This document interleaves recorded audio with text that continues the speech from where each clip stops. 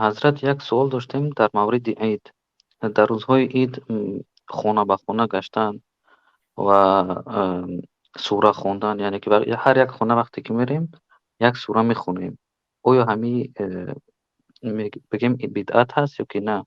در مسئله عید و به خانه همدیگر رفتن، بله، زیارت همدیگر، زیارت خویش و تبار علل خصوص یار و دوست خوب است. در آن روز و یادآوری کردن از ماتم، اینش کاری نادرست است. اون روز عید است، نه ماتم. در زمان شوروی در جایهای ما روز عید زنها سیاه می پوشیدند و کبود می پوشیدند و سر و روی خود را می پیچانیدند و مردها باشند تاقی و جامه پشت میانها را بسته در مدر در خانه اون در روز عید فقط ماتم و از خانه های آنهایی که کسی را مقصد دفن کردن در مدت همین سال، از خانه های آنها سحری روز عید آواز گریه و ناله و فیغان می برآمد.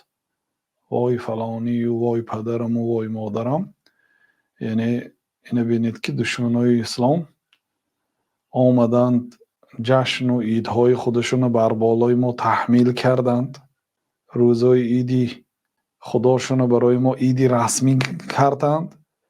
روزای عیدی ما روزی کاری کردند و با علاوه بر این کاری کردند که و روز ماتم تبدیل دادند. روزی خرسندی، روزی عید گرفتیم روزی ماتم. این از به علمی البته این کارو میشد. مقصود عید، مقصد شریعت از عید چی هست، برای چی عید گردانید، این را ندانستن است.